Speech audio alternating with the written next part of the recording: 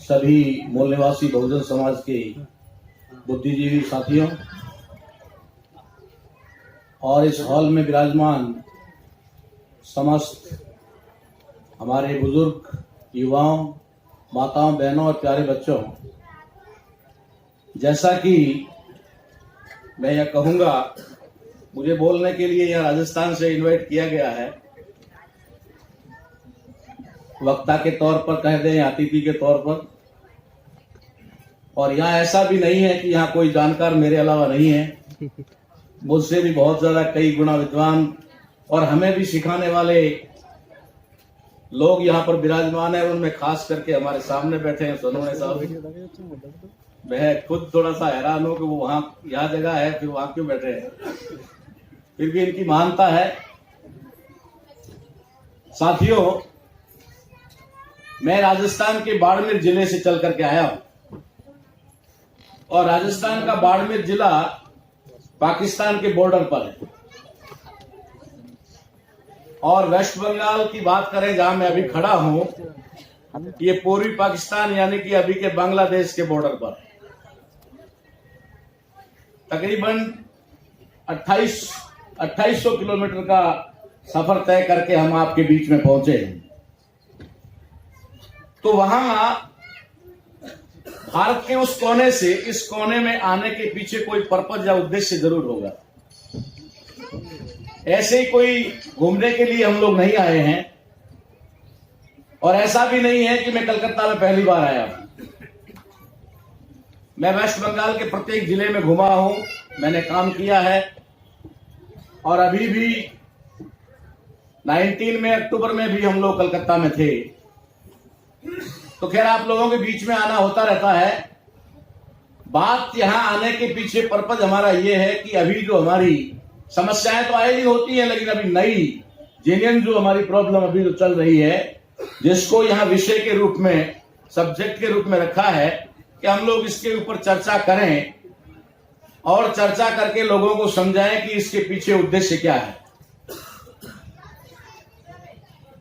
तो मैं आप लोगों को अपनी बात शुरू करने से पहले ये बता देना चाहता हूं, ताकि आप लोगों को दिल्ली में बैठी हुई सरकारें अगर किसी प्रकार का कोई भी संविधान में संशोधन लाती है तो उसके पीछे उनका क्या उद्देश्य रहता है, उनका क्या अपना एजेंडा रहता है, वो थोड़ा समझने में आसान हो जाए।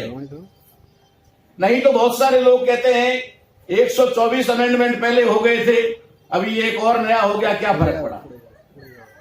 पहले 124 में क्या फर्क पड़ा और अब क्या फर्क पड़ने वाला है, उसका कितना फर्क पड़ा है ये तो जानने वाले लोग जानते हैं। लेकिन वे लोग आए दिन इस तरीके से कानून बनाने के पीछे उनका क्या सोच है, वो हम आपको उजागर करना चाहते हैं। इसलिए मैं सबसे पहले आपको बता दूं कि यहां पर इस देश के अंदर दो तरह के लोग हैं। एक वे लोग जो आए दिन समस्याओं का सामना करते हैं, आए दिन समस्याओं से ग्रस्त होते हैं, आए दिन लड़ाई लड़ते रहते हैं, आए दिन धरने, प्रदर्शन, रैली, ज्ञापन, इन कामों में उलझे रहते हैं। और एक वे लोग जो कभी सड़कों पे भी नहीं आते, कभी कोई रैली, कोई धरना, कोई प्रदर्शन नहीं करते, और वे लोग समस्याएं पैदा करने का काम, वे प्रॉब्लम क्रिएट करते हैं। एक प्रॉब्लम क्रिएट करने वाला वर्ग है और दूसरा उन प्रॉब्लम्स को झेलने वाला वर्ग है। तो निश्चित तौर पे इन दो वर्गों में कोई न कोई बड़ा कारण होगा। एक अपनी बदमाशियों से बाज नहीं आ रहा है और दूसरा उन बदमाशियों को झेलने के लिए विवश और मजबूर है। मैं आप लोगों के बीच में आया हूं, भाषण देने के लिए नहीं आया। भाषण देना होता तो बहुत सारी जगहें थी। मैं आप लोगों के बीच में आया हूं, होगा नहीं तो नहीं हो पाएगा। इसलिए मैं आप लोगों से निवेदन करता हूं कि ये जो दो वर्ग है, इन दो वर्गों में हमें फर्क करना होगा। अगर हम फर्क नहीं कर पाते हैं तो हम कभी भी ये लड़ाई किसी भी कीमत पे नहीं जीत सकते। इस देश में दो वर्गों की लड़ाई है। अभी तक हम लोगों ने उसको दो वर्ग में बांध के रखा था लेकिन उसकी सच्चाई और तह में जाएं तो ये नस्ल भेद है। ये वर्ग भेद का मतलब असल में ये नस्ल भेद है, रेशियल सिस्टम है। इस देश के अंदर रेस का भेद है, नस्ल का भेद है, वंश का भेद है, डीएनए का भेद है। जो लोग विदेशी नस्ल के लोग हैं, जो यहां पर भारत में 10 से 15% है, वे लोग इस देश में दूसरी नस्ल जो भारतीय मूल की नस्ल है, इंडिजीनियस पीपल्स ऑफ इंडिया है, भारत के मूल वंशी हैं, जो 85 से 90% लोग हैं, उन लोगों के इन लोगों के बीच में आज से नहीं हजारों वर्षों से एक संघर्ष चल रहा है।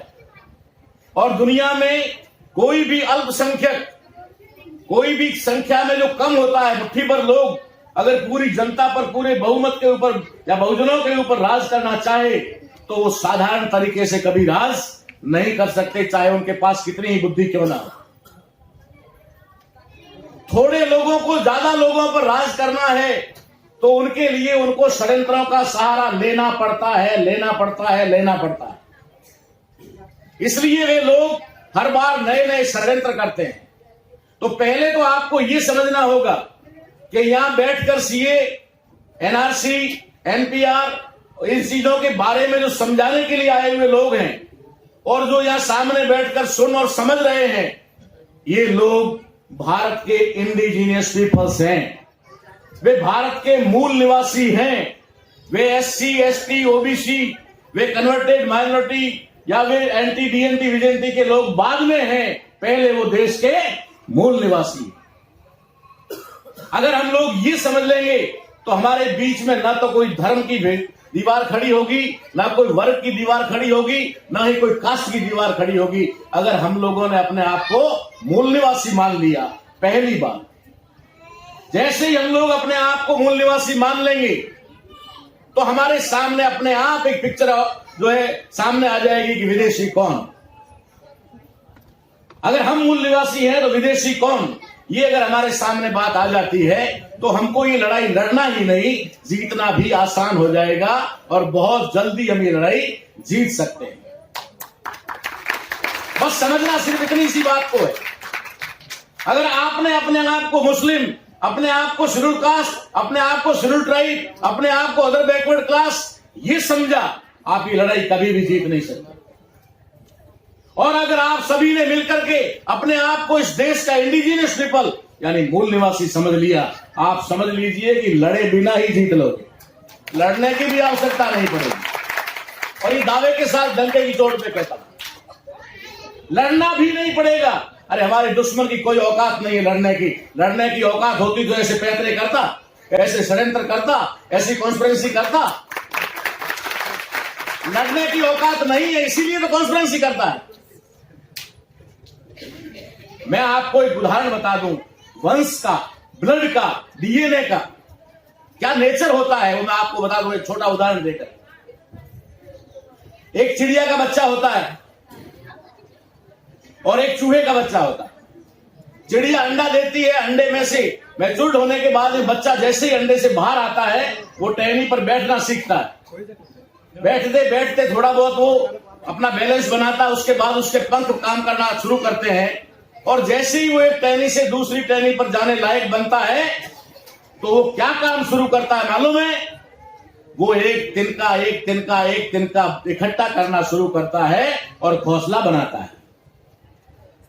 ये चिड़िया के बच्चे का नेचर है, ये उसका स्वभाव है, ये उसकी प्रकृति है। वो जैसे ही थोड़ा समझने लगेगा वो तिनका तिनका इकट्ठा करके घोंसला बनाने का काम शुरू करेगा, क्योंकि उसका नेचर है, उसकी प्रकृति है। दूसरी तरफ एक चूहिया का बच्चा जैसे ही मां की कोख से बाहर गिरेगा और होश संभालेगा, उसकी आंख चाहे खुले चाहे ना खुले, लेकिन ढूंढेगा काटने को क्या है। उसकी आंख खुले या ना खुले, लेकिन दांत खुल जाते हैं। उसका नेचर है, उसकी प्रकृति है, उसका स्वभाव है, उसको आप पूरे जीवन में बदल नहीं पाते। जिस तरीके से चिड़िया के बच्चे के नेचर को नहीं बदल पाओगे, उसी तरीके से चूहे के भी नेचर को नहीं बदल पाओगे। ये प्रकृति का एक छोटा सा उदाहरण मैंने दिया है। यहां तो मानव, जिसको ह्यूमन कहते हैं, वो तो संसार की और इस प्रकृति की सबसे अद्भुत कृति है, सबसे अद्भुत जो है एक वो है। तो अगर आप उसमें देखोगे, चिड़िया के और चूहे के बच्चे में इतना फर्क है, तो अगर इस मानव के अंदर चिड़िया और चूहे के बच्चे पैदा हो जाए तो क्या हाल होने वाला है।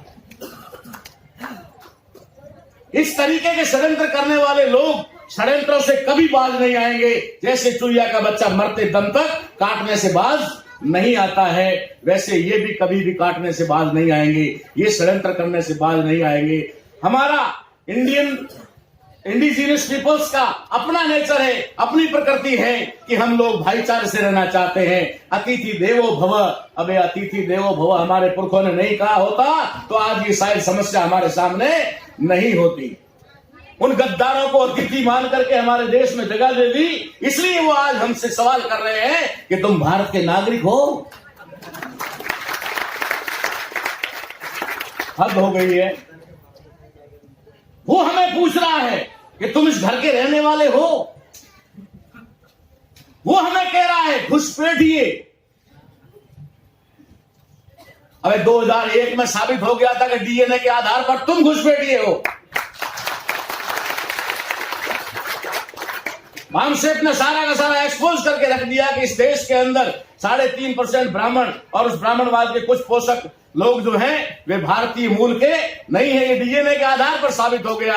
उन्होंने उस रिपोर्ट को छुपाया, बहुत कुछ प्रयास किया, लेकिन बामसेप ने अपना जो कार्य जारी रखा, उसका परिणाम ये आया कि आज उन विदेशी घुसपैठियों की अपनी नागरिकता खतरे में पड़ गई। आप लोग समझ रहे होंगे, यहां आता है कि साहब मुस्लिम को टारगेट किया गया है, लेकिन वास्तव में टारगेट ओबीसी है? ओबीसी वाले कहते हैं नहीं, वास्तव में टारगेट SC ST है। अरे जब SC टारगेट है, ST टारगेट है, ओबीसी टारगेट है, मुस्लिम टारगेट है, तो फिर बचा कौन? थोड़ा समझो यार, थोड़ा सा बुद्धि लगाओ, है ना। अगर हम सब लोग टारगेट हैं, जैसे मैं पहले कहता था लोगों से कि आरक्षण के नाम पर या किसी भी 15% ओबीसी और SC मांगता है, 52% ओबीसी मांगता है, और अब इस लाइन के अंदर बनिए और क्षत्रिय वैश्य भी लग गए हैं, तो आखिर देने वाला कौन? जब इस देश के 90% लोग या 95% लोग मांग रहे हैं, तो देने वाला है कौन? तो अगर इस एक्ट के अंतर्गत, एनआरसी के और एनपीआर के अंतर्गत अगर ST टारगेट है, SC टारगेट है, ओबीसी टारगेट है, और माइनॉरिटी में खास करके बड़ी बहुतायत में जो मुस्लिम है वे टारगेट हैं, तो बचा कौन? बच गया ना? बच गया ना जिसकी नागरिकता खतरे में थी। अरे उसकी अपनी नागरिकता खतरे में है। वो अपनी नागरिकता बचाने के लिए आपको कह रहा है आप नागरिक हो नहीं हो। एक चोर था, चोरी करने जाता था, रोज कहीं कहीं चोरी कर लेता था। एक दिन ऐसा हुआ, लोग जाग गए और उसको पकड़ने के लिए पीछे भागे। जब चोर उसको पकड़ने के लिए पीछे भागे तो चोर ने देखा कि आज बच नहीं पाएंगे, तो उसने थोड़ा सा ऐसे घुमा और घूम करके भीड़ में शामिल हो गया, बोला चोर चोर, इधर भागा उधर भागा, इधर भागा उधर भागा। सब लोगों ने सोचा हाँ सही कह रहा है। उसने अपना दिमाग लगाया, शातिर दिमाग लगाया कि आज बच नहीं पाऊंगा, तो उसी भीड़ में घुस गया और भीड़ में घुसकर बोला चोर चोर पकड़ो पकड़ो, चोर चोर पकड़ो पकड़ो। बहुत सारे लोगों की नजर में है ना, तड़ीपार भाई और चौकीदार भाई। अभी जो पत्रकार साहब ने बात कही है बिल्कुल सही है। ये सांड है, ठीक है, समझ लिया, कोई बात नहीं है। और ये जो कुछ कर रहे हैं ये भी दिखाई दे रहा है, लेकिन जो हमें दिखाई दे रहा है उसके पीछे क्या है? उसके पीछे क्या है? मुझे तो इन दोनों पे रहम आता है। कुछ लोगों को गुस्सा आता होगा, मुझे दया आती है। दया क्यों आती है? क्योंकि आप लोगों को इस बात का पता है या नहीं कि इन विचारों का खुद का इस्तेमाल हो रहा है। इनका खुद का इस्तेमाल हो रहा है। जैसे हमारे मूल निवासी बहुजन समाज के नेताओं का इस्तेमाल होता है ना, कभी सीबीआई दिखाकर, कभी आय से अधिक संपत्ति दिखाकर, कभी कुछ कोई घोटाला दिखाकर वो इस्तेमाल करते हैं। ठीक इन दोनों का भी इस्तेमाल करते हैं, क्योंकि भारत के नंबर 1 के 2 अपराधी है तो ये दोनों।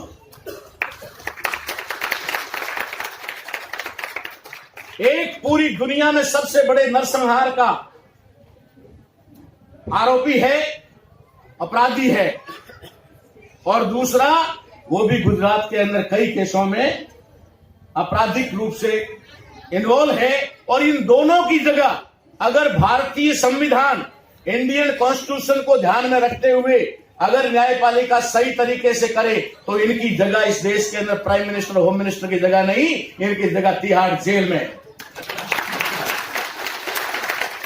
लेकिन संविधान को पाक में रख करके उन लोगों को बचाया जाता है और ऐसे पदों पर बिठा दिया जाता है। मैं आपके सामने एक ऐसा खुलासा कर रहा हूं ताकि आप लोगों को समझ में आए कि वास्तविक दुश्मन कौन है।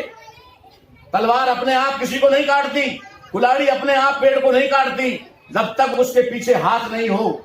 वो हाथ में किसके है, तलवार हाथ में किसके है? अगर ये दोनों अपराधी अगर किसी के इशारे पर काम कर रहे हैं तो वो संघ के इशारे पर काम कर रहे हैं, वो मोहन भागवत के इशारे पर काम कर रहे हैं, वो उनकी टीम के इशारे पर काम कर रहे हैं कि अगर तुम लोगों ने हमारे कहे अनुसार काम नहीं किया तो तुम्हें जेल जाना पड़ेगा।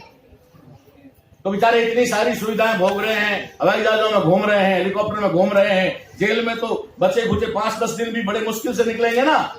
इसलिए इन्होंने एग्री कर रखा है कि जो तुम कहोगे वो हम करेंगे। हमें अपने वास्तविक दुश्मन को समझना होगा कि हम उसके पीछे कौन है। व्यक्ति जिम्मेदार नहीं है, इसके पीछे एक विचारधारा जिम्मेदार है, इसके पीछे विचारधारा वाला एक संगठन जिम्मेदार है, और वो संगठन इन लोगों का इस्तेमाल करके हमारे लोगों के ऊपर इस तरीके के नए नए षड्यंत्र करता है। अगर हम लोग बात करें कि इसका विरोध करें या ना करें, मैं तो कह रहा हूं विरोध तो खैर करना ही करना है। विरोध करने के बहुत सारे तरीके भी हैं, जैसा अभी दो बार बातें आई बीच में कि हम लोगों भले कितना ही करें, हम इसको माने ही नहीं, हमारा समाज इसको माने ही नहीं। अगर माना जाएगा तो होगा क्या? मैं आपको एक एग्जांपल देता हूं। एक मुर्गियों का सम्मेलन हुआ, मतलब उदाहरण है ऐसे ही, मुर्गियों का सम्मेलन बुलाया और सम्मेलन बुलाने वाले लोगों ने मुर्गियों को एक जगह इकट्ठा करके मंच पर से अनाउंस किया और पूछा कि बताओ आपको कौन से मसाले में तला जाए। मुर्गियों को इकट्ठा किया गया, इकट्ठा करके उनको पूछा जा रहा है कि बताओ आपको कौन से मसाले में तला जाए। तो मुर्गियों में आपस में सुगबुगाहट शुरू हुई। किसी ने कहा यार गरम मसाला ठीक रहता है, किसी ने कहा नहीं अपने वाले में चिकन मसाले में तलेंगे, किसी ने कहा नहीं मटन मसाला अच्छा होता है, किसी ने कहा केरल वाला मसाला अच्छा होता है, किसी ने कहा नहीं दार्जिलिंग वाला अच्छा होता है। आपस में चर्चा शुरू हुई। अबे मसाला कोई भी हो तलना तो तय है ना, मसाला कोई भी हो तलना तो तय है। इतने में एक समझदार मुर्गा जो भी था उनका लीडर, वो बोला कि क्यों भाई इनसे पूछा जाए कि तला ही नहीं जाए, क्यों ना हमें तला ही ना जाए। जब उनसे पूछा गया कि भैया एक बात हो सकती है कि हमें तला ही ना जाए, तो सामने से आयोजकों ने कहा कि वो तो पहले ही तय हो चुका है, इस पे तो कोई सवाल करने की आवश्यकता नहीं है, तो आपको सिर्फ यही बताना है कौन से मसाले में तला जाए। इसलिए साथियों, अगर हम लोग इसके ऊपर किसी भी तरीके से, हाँ ठीक है, आप आरोप प्रत्यारोप में बातें आती है। हमने भी कहा था कि सबसे पहले हमने कहा था कि भाई डीएनए के आधार पर अगर आप लोग एनआरसी को लागू करते हो तो कोई बात नहीं, ठीक है कर लो। लेकिन आपको पता है वो करने वाले कभी करने वाले नहीं है।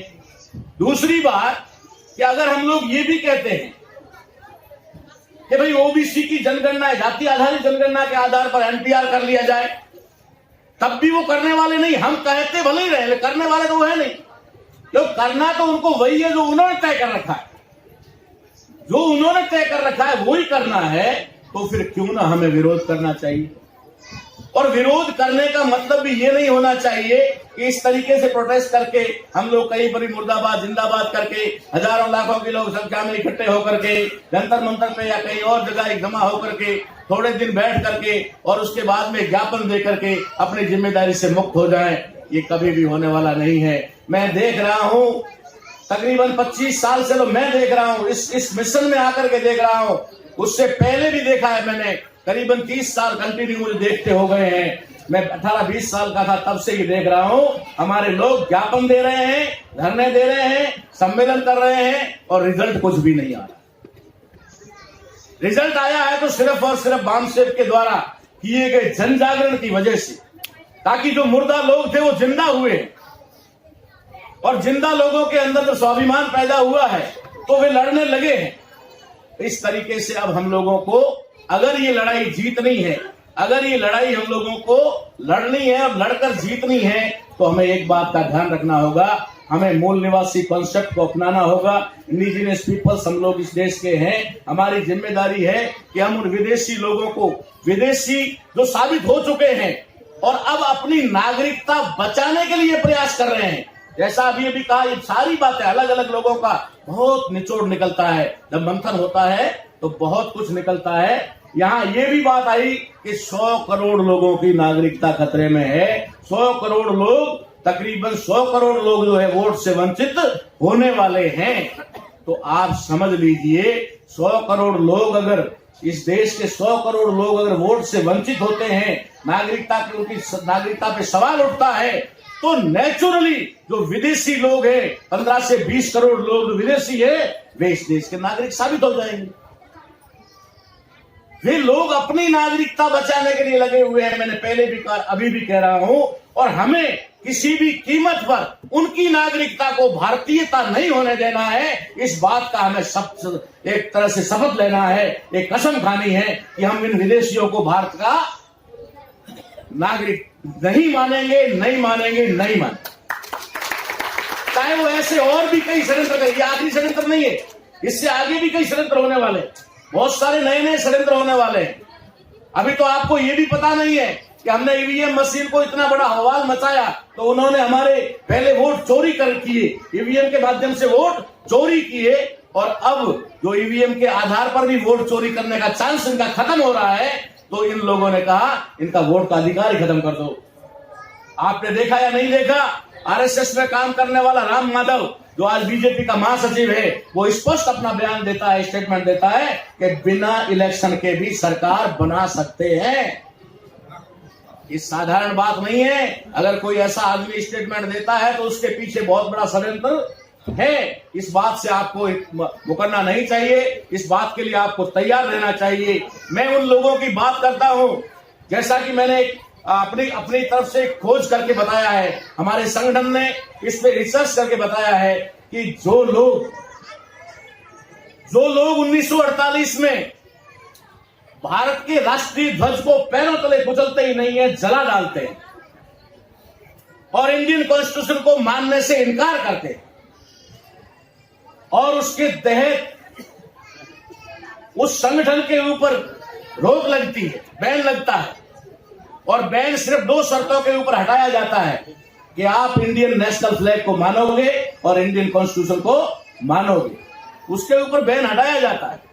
वही संगठन 26 जनवरी 1950 को, जिस दिन आपका इंडियन कॉन्स्टिट्यूशन लागू होता है, ठीक उसी दिन नेपाल की राजधानी काठमांडू में बैठ करके निर्णय लिया जाता है और तय होता है कि हम भारत में लागू होने वाले कॉन्स्टिट्यूशन को नहीं मानते, हम उस संविधान को नहीं मानते, ये हमारा संविधान नहीं है, मनुस्मृतियां ही हमारा संविधान है, हम जल्दी से जल्दी इस संविधान को नास्ताबूद कर देंगे, खत्म कर देंगे, निष्प्रभावी कर देंगे।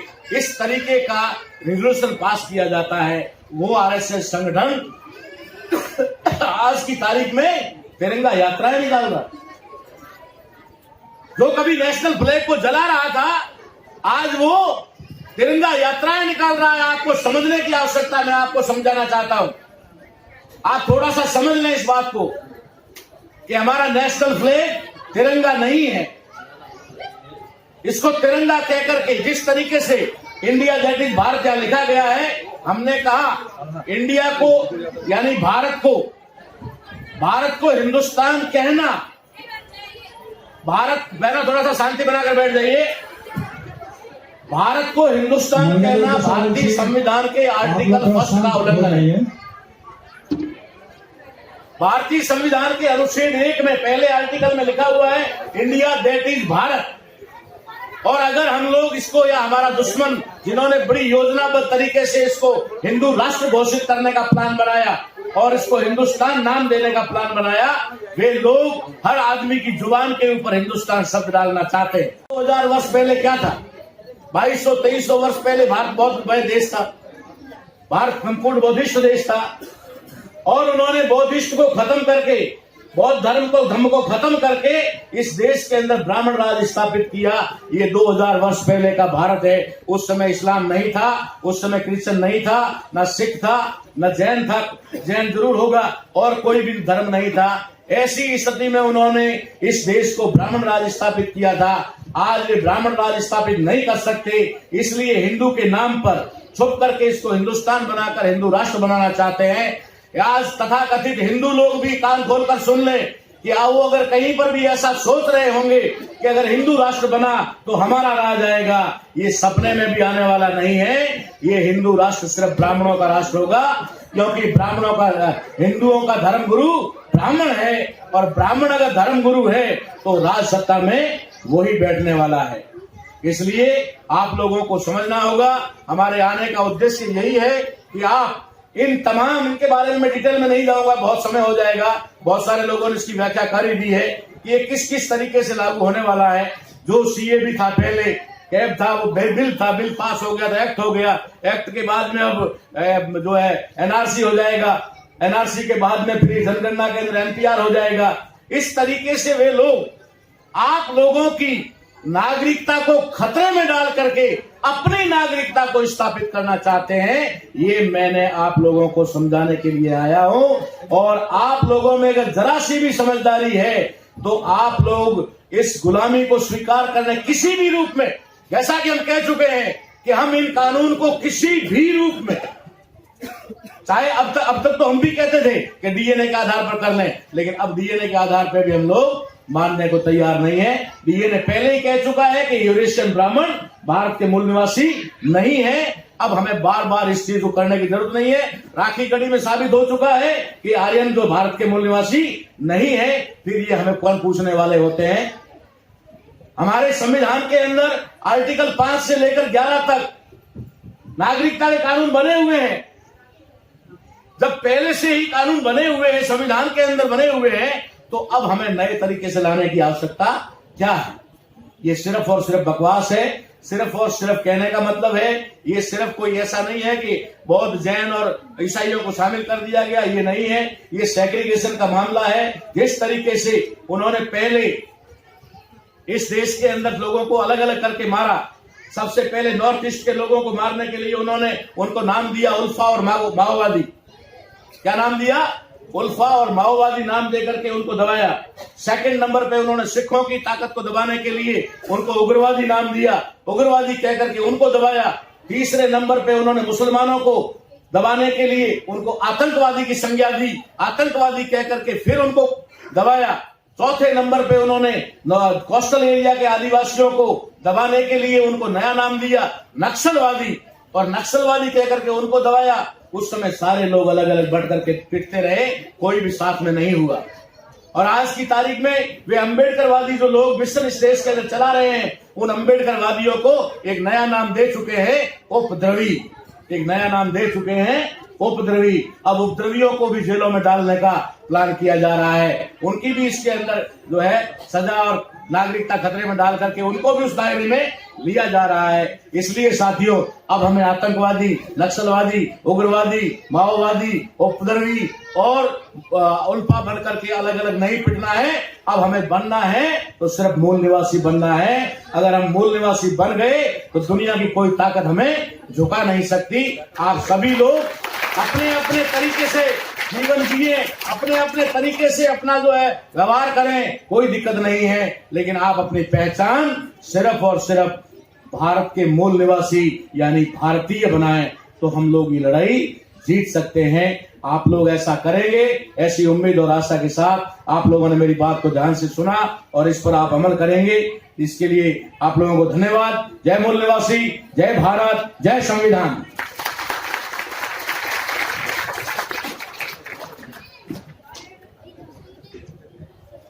ইন্ডিয়ান ইউনিটি সেন্টারে ডাকে উনি অনেক দূর থেকে এসেছেন।